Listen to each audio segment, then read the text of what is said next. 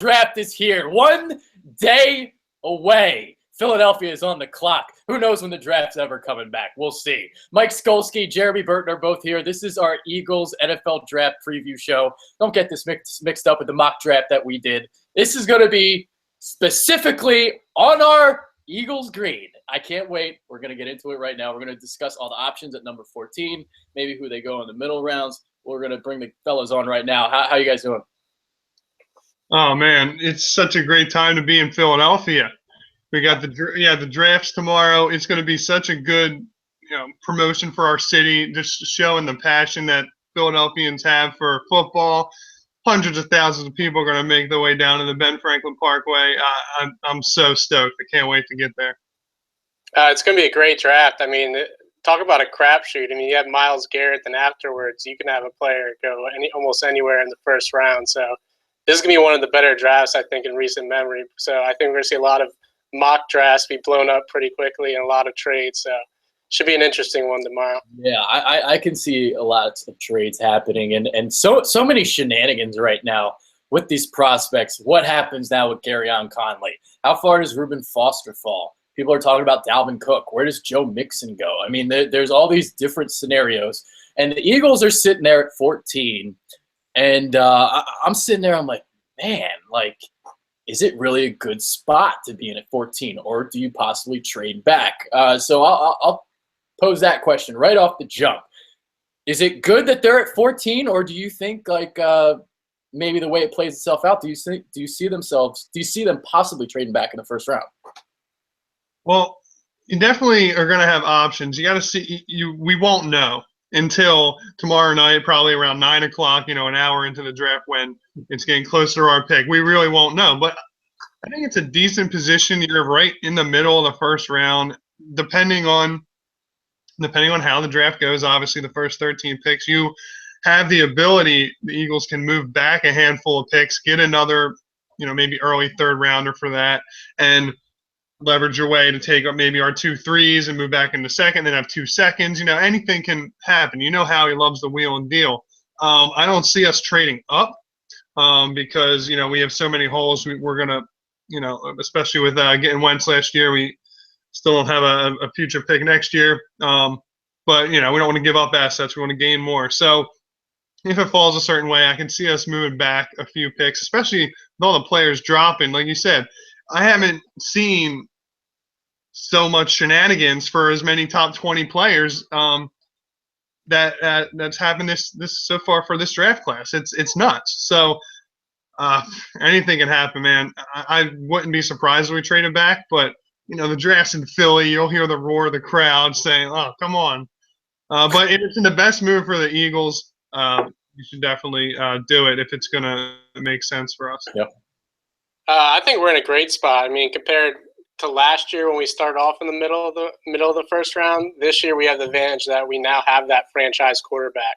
So now teams are going to be looking, to jump into that top, 10, 12, try to get that quarterback. We might see 2 quarterbacks get picked before us. So that's going to be pushing some better positional talent right to 14. So I think we're in a good spot that hopefully one of those top guys in this deep draft will follow us. So I think we're in a good spot at 14, and with how deep it is, we might have some calls, to move back a spot or 2 and still be able to get our guy and pick up those extra picks.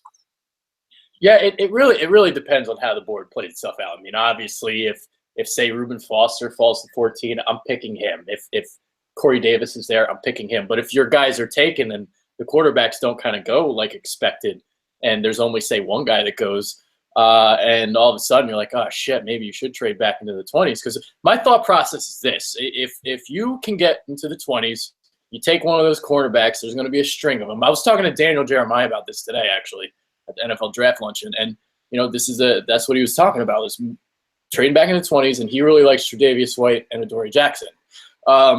So the thought process is you get a third round pick. All of a sudden you got 2 thirds. You try to get 2 seconds.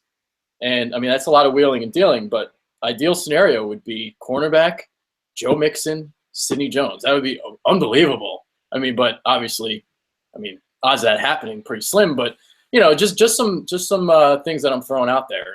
And just from talking to Daniel Jeremiah today, I mean, obviously cornerback is a big need. And I feel like all these corners are just like bunched together. I don't guy. I mean, you talk to all these experts, they all have a different top 5. Is Marlon Humphrey the second guy? Is it Conley? Is it somebody else? Like, I don't know. I feel like they're all basically the same. So if you pick a guy, if you would have picked a Conley at number 14, how much of a different value is it from, say, I don't know, Tre'Davious White? Is it really that much of a difference? I don't know. And I'll tell you what about Conley, man. You know who he reminds me of? And you guys, I know Jeremy's not going to like this. He reminds me a little bit of Byron Maxwell. He can't tackle. Can't tackle for shit. And it scares me a little bit.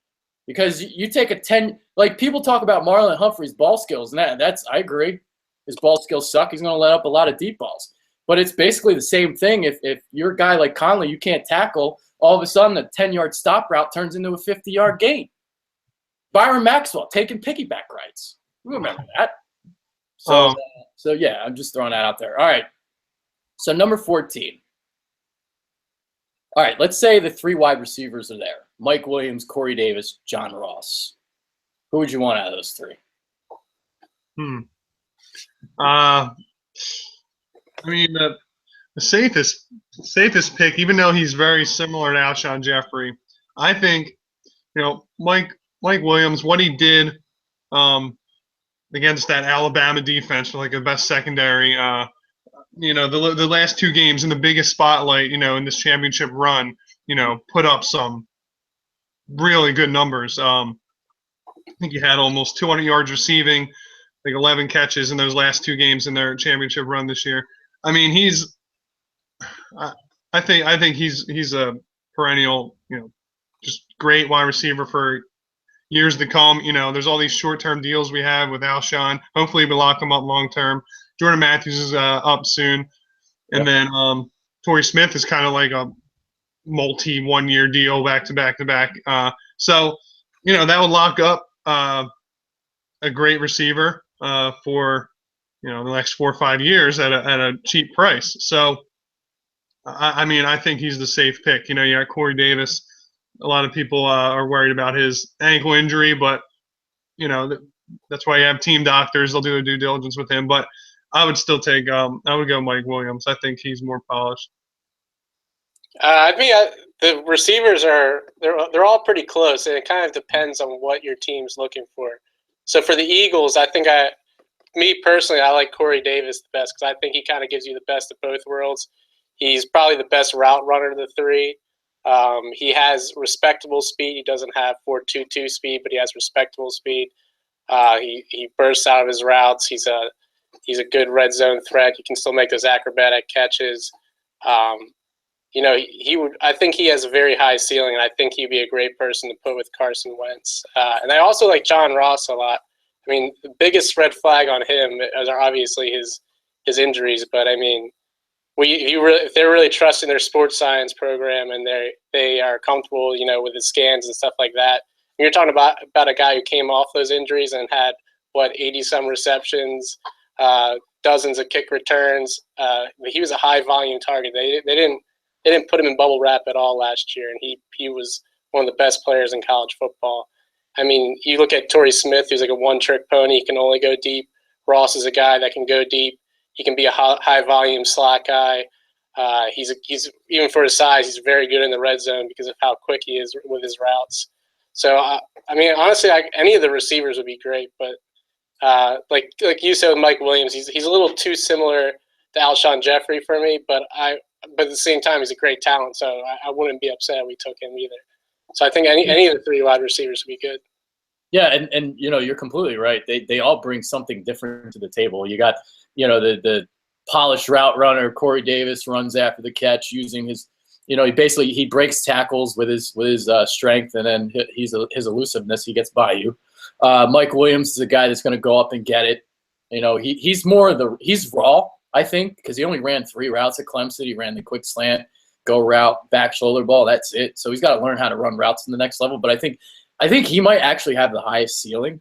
Corey Davis is like the most sure thing, I think. And then John Ross is kind of like a little bit of a wild card, but I think he's going to be very good at the next level because people misinterpret what he can do. They see him, he's small, he runs a 4.22. They just think he runs vertical routes. He does not just run vertical routes. He is outstanding out of his breaks. He's so quick. It's ridiculous. He beats you off the line of scrimmage. If you see the clip with Adoree Jackson, I mean, yeah, try to press him. He's going to beat you. He's going to beat you deep. That's what he's going to do. So John Ross is exceptional, and Doug likes to run the wide receiver screens. I am so sick of seeing Jordan Matthews run a wide receiver screen. Give it to somebody else, damn it. John Ross would be the perfect guy for that. So, yeah, that's the way I look at that. All right, let's talk some edge rushers now. Hey, real quick on John Ross. Go ahead, Skolsky. Go ahead. All right, people knock on him because his size.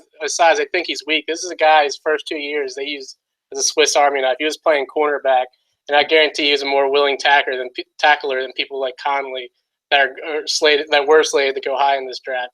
This is a guy that's gonna be physical on every play, even though he's not the biggest guy. He goes out there and gives 100%. So I think personality-wise, he's a great fit. Whether or not they're comfortable with his medical, that's another story. We'll see. But that guy, talk about a lot of misconceptions about him because of his size and speed. He's far from a one-trick pony. Yeah, I get into. I was in an argument with one of the guys from PI. They're just like, "Well, 4.22, he just runs a go route." No, he doesn't, dude. No. Watch the tape. Watch the tape. Do it. Just read my film study. That's all you need to do. For real. Yes, check it out. PhillyInfluencer.com. All right. Let's talk edge rushers. The two guys that might be at number 14. You got Charles Harris of Missouri. You got Derek Barnett of Tennessee. Maybe there's another guy you'd like at 14. So out of the edge rushers, who do you think would fit best for the Birds? Well, I think the best scheme fit, the way Jim Schwartz runs the defense, would be Derek Barnett. I mean, he's a high motor guy, and he's got the Philly connection by beating Reggie White's sack record in Tennessee. So there's that. But he's obviously you can't compare him. Reggie White is one of a kind. But I think Derek Barnett would be the best scheme fit. I don't really honestly know much about Charles Harris, to be honest.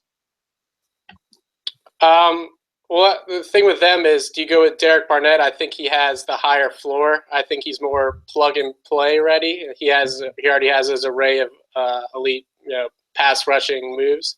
Or, do you go with Charles Harris, who has the athleticism? He has that explosion where, he might have to start off as a rotational guy, but down the road I think his ceiling might be a little higher. So, I mean, it's real tough for me because, one's kind of like raw. I mean, Charles Harris just started playing football 5 years ago. Yep. And then you have Derek Barnett, who's like pretty polished for right now, but he's not as athletic as Charles Harris. So it's kind of like pick which one were you more comfortable with? So, I mean, it's really tough. It's just like the receivers. Like I'm good with either of them, but I guess I'd maybe lean Harris just because we have some depth that we can rotate him with Chris Long. We have Chris Long on that short-term deal. And then hopefully, once he's ready to be a full-time DN, he'll live up to that potential. But I'd be very happy with Barnett as well.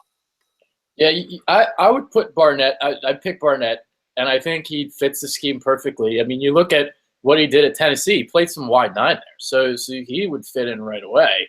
The way he's got a lightning quick first step. He bends the edge. If I remember correctly, he made mincemeat of Cam Robinson, the tackle there at Alabama. So he's got it, man. I mean, SEC, he's setting sack records. There's some people that actually really don't like him, which surprised me a little bit.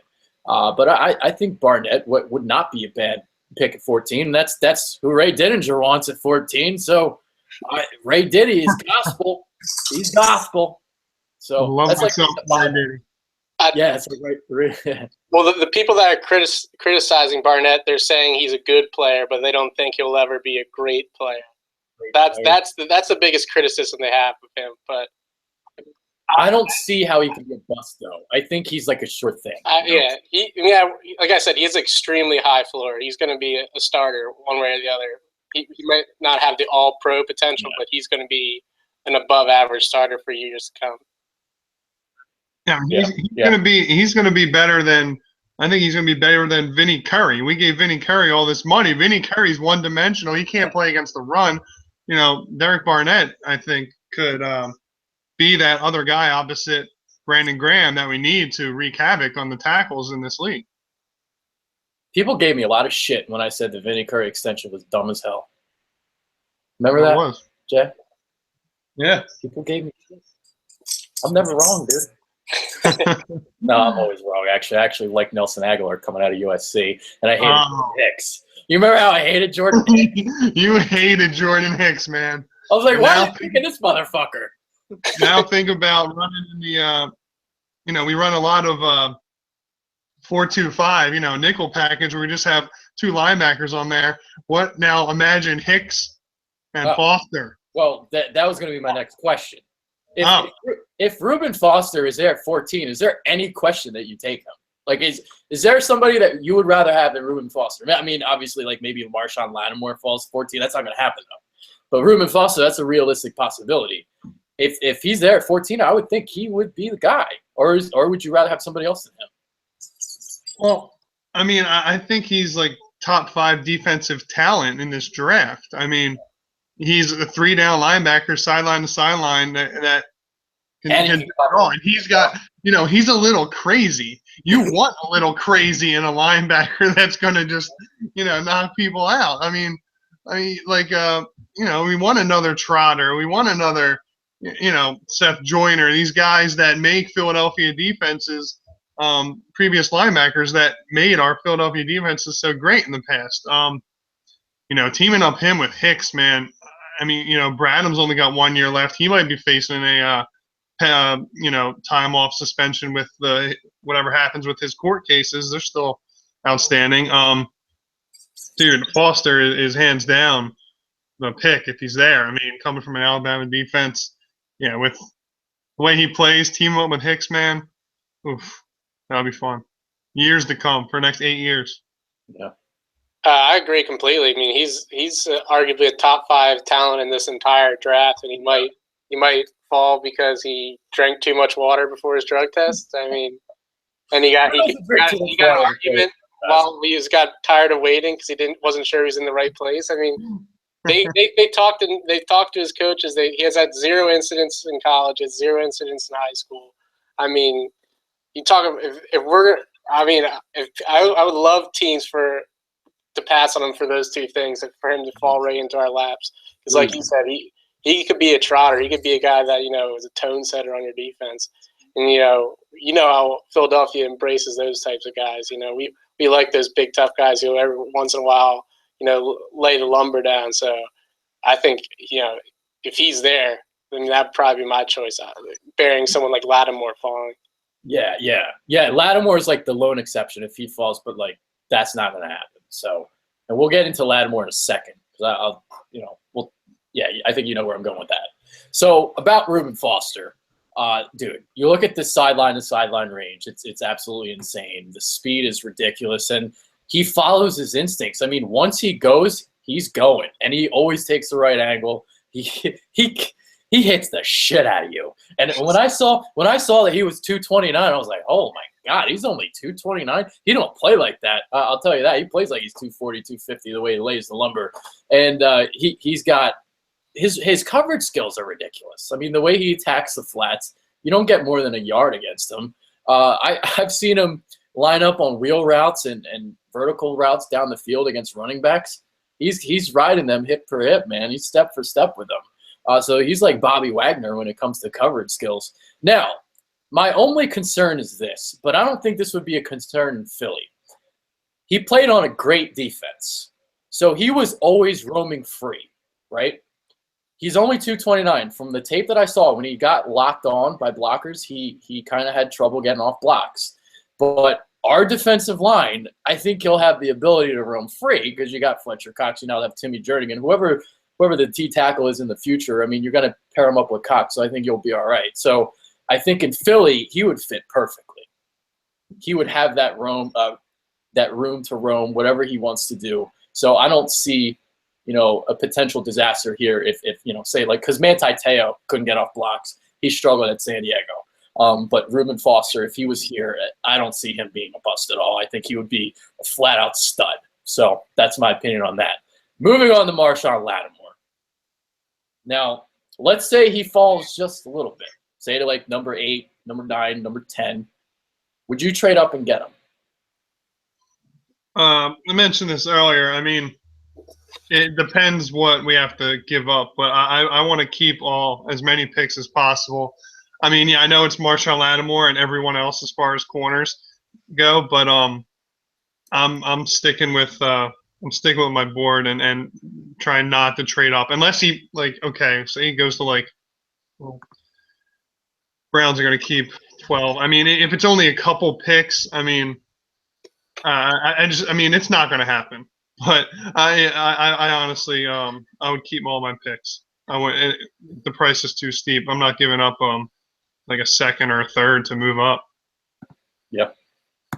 It would have to be the right price. As we talked about a little bit before the show, you have so many teams this year because of how deep the draft is looking to trade down this year. So I think the value of trading up is pretty low. It's probably going to be a lot lower than most years you see. So we're only going up to like 10 or 11.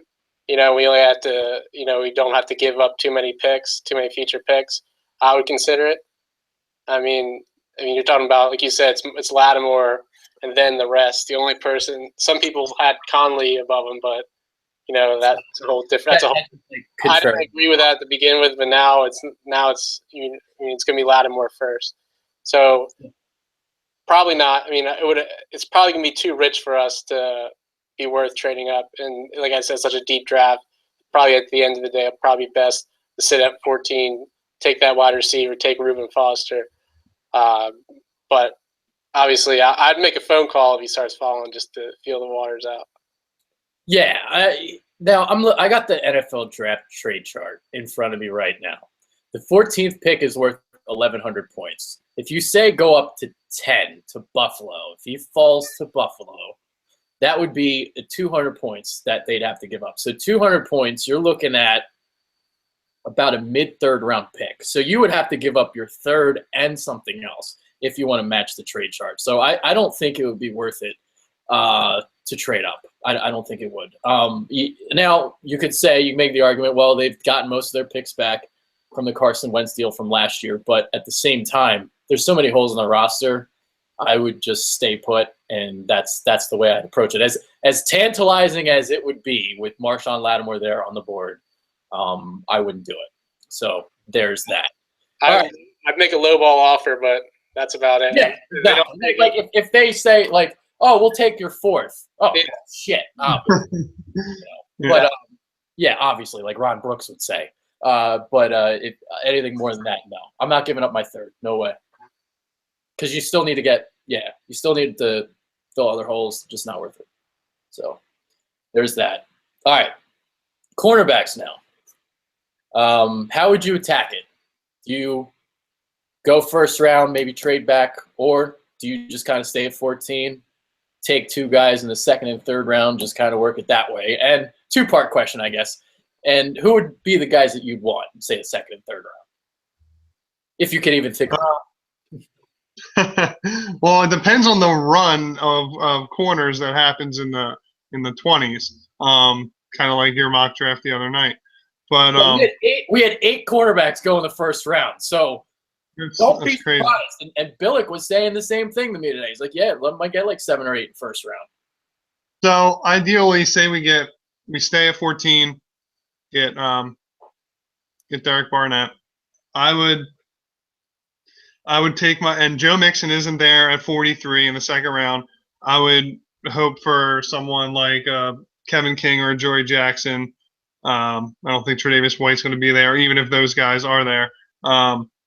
And then third round, I would go like Chris Godwin for a wide receiver from Penn State, and then I'd go corner, probably 2 corners in the fourth if the value is still there. Who else would have value in the? Do you think those corners will drop to the second round, Jackson or Kevin King? Kevin King, I don't think so, but Jackson maybe.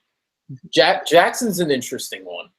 Yeah, I do like him. Like you said, your luncheon today, he got some praise as well. Yeah, I mean, Jeremiah likes him. I like him. He reminds me of DRC. I think he's going to be a big play guy. Now, the thing about Jackson, the reason why he might get taken a little higher than people think is because of his ability on special teams. He's a great return guy.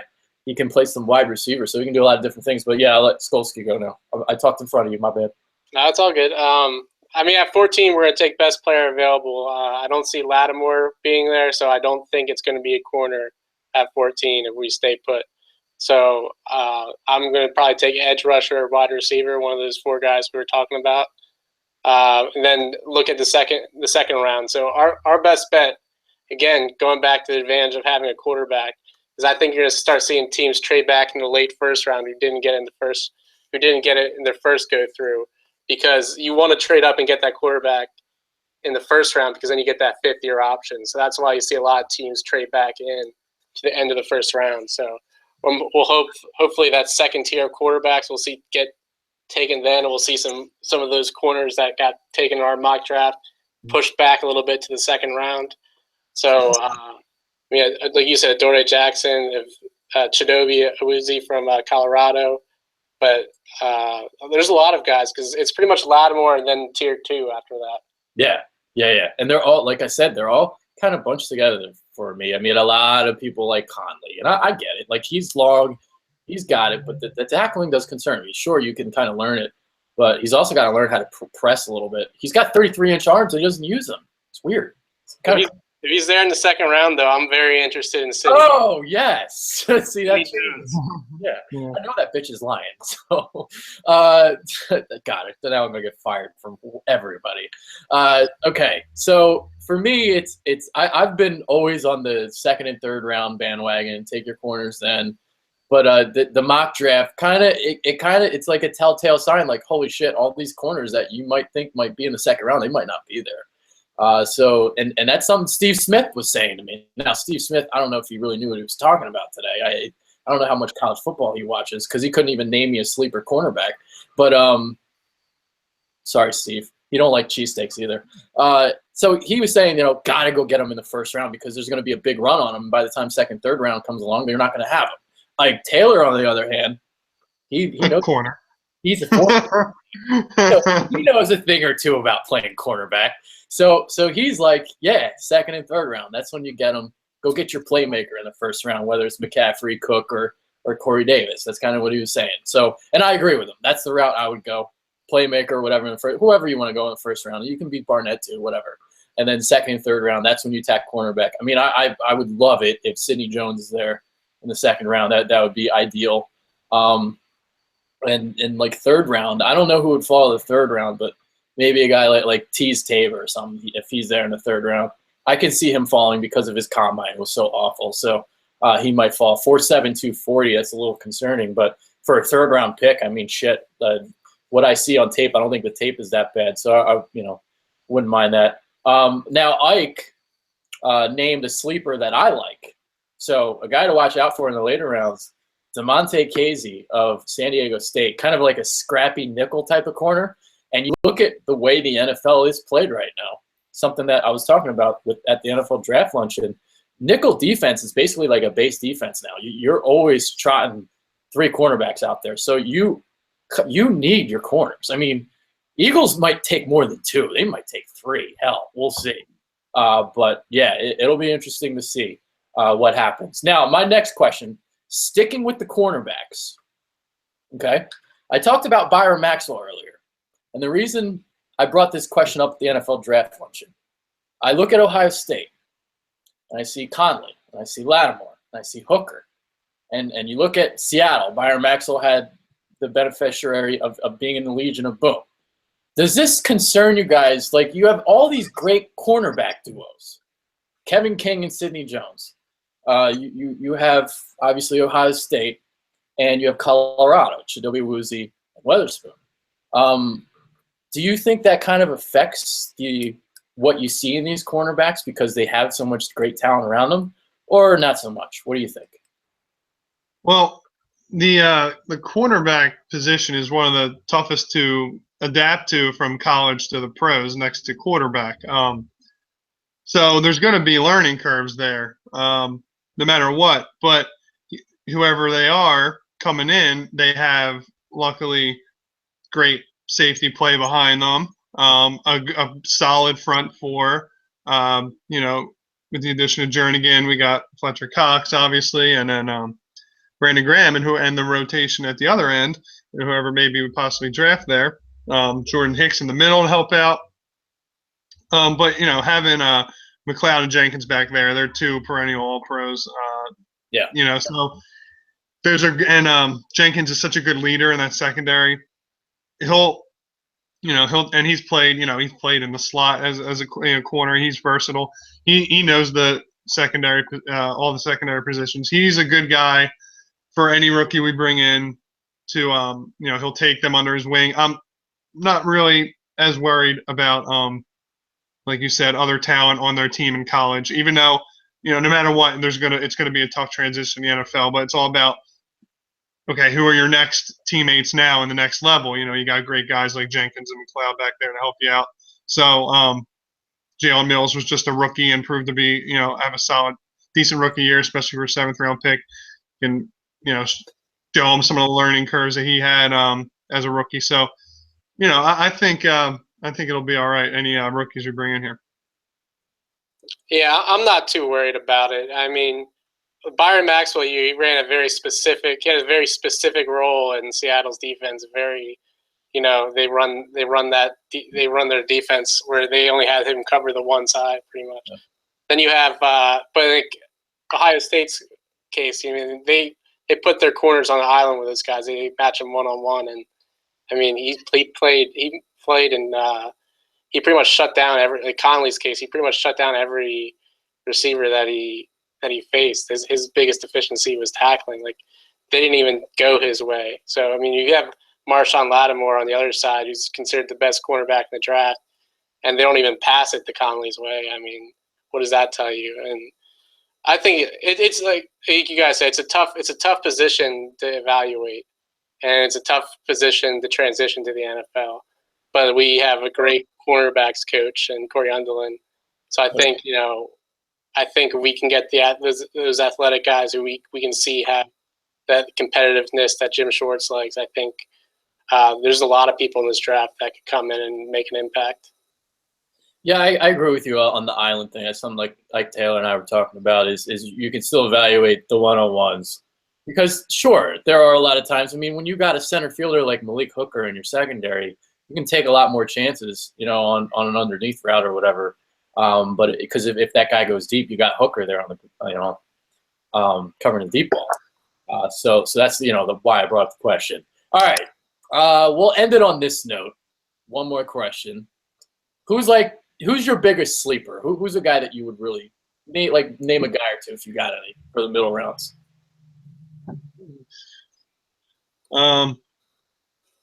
If I'm looking for a late round running back, I'll throw a running back receiver. I mentioned Chris Godwin. I like him out of Penn State. And then Kareem Hunt from Toledo, I think, would be a solid rotational guy. People are talking him up.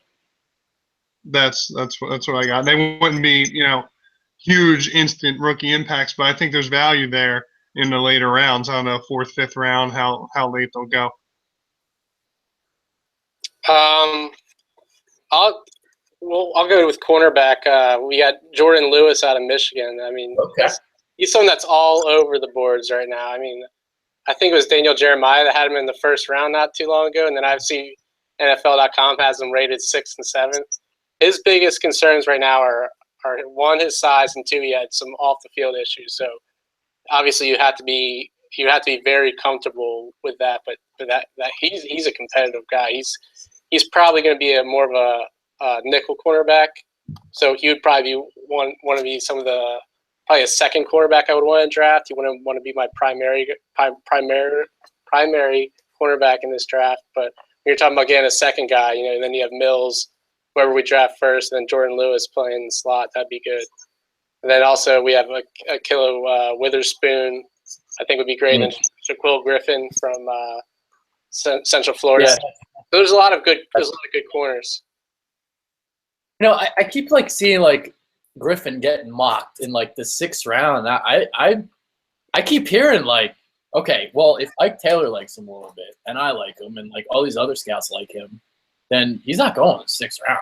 He's going to go like 4th or 5th, I would think. So, but I would still take him in the 4th or 5th round. I think Shaquille Griffin is very smooth, very fluid. I like him a lot. KZ was like another cornerback that I like, but I already mentioned his name. Let's see. Who else? I mean, there's a tackle out of Bucknell. His name's Julian Davenport, who's like really, really raw.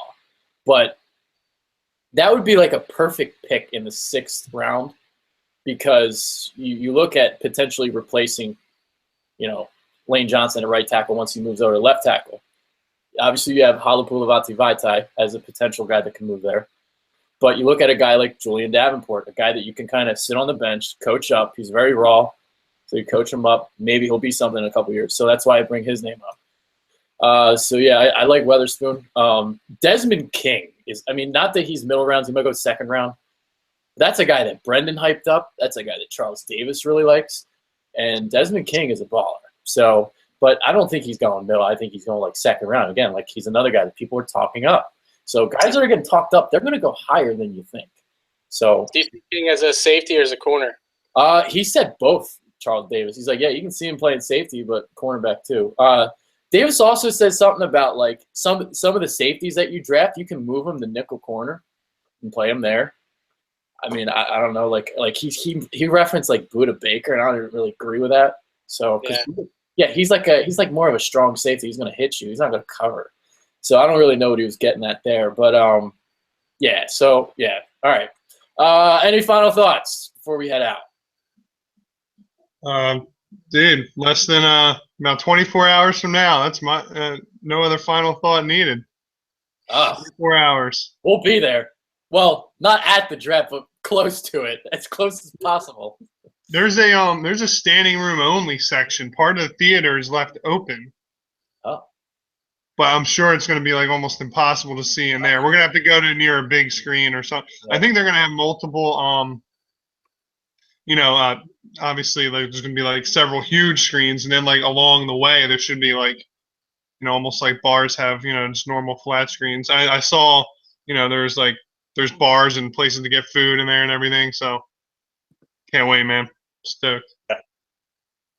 We've seen how we hit and miss in drafts, obviously. We had the Chip Kelly years, but this year we brought in someone new, Joe Douglas, who has the experience from Baltimore and Chicago. And he's the one that's going to be creating and running the draft this year. So I'm excited about that. That gives me a lot more confidence in our picks because we've hit or miss in the first rounds, but we haven't been hitting on those later round picks as much as we used to. So I'm excited to see what Joe Douglas can do in his first draft. And Joe, we trust, baby. I cannot wait. By the way, a sleeper I forgot to mention, Josh Reynolds, Texas A&M, could be a vertical threat. So, throwing his name out there as well. Dude, I can't wait. I can't wait for many, many reasons. I am absolutely exhausted from all the film studies that I've done. I actually will. I'll throw some links in the description box for you guys. I mean, I got some fire, so check them out for real. And besides that, we're 24 hours away. Oh, that's gonna be a long 24 hours. But hey, I met Mike Mayock today. I tried to keep it in my pants. That was very difficult, but I met him. He was awesome, dude. He's so cool. I couldn't get a video with him though. Like that was like impossible. Some of the players like Ike Taylor was really easy. Like the no-name guys are easy to get. Like no one cared about Ike Taylor. No one cared. But he's a former quarterback, and we need cornerback, so I didn't see why not talk to him. So Billick was easy. Mariucci I got. I got the videos up on the channel. So if you guys want to check them out, please do. So that's it for this show, though. We'll be coming with multiple videos tomorrow. So a lot of videos coming tomorrow. I'll make sure I charge my phone. So for Mike Skolsky, Jeremy Burton, I'm Adrian Fedq.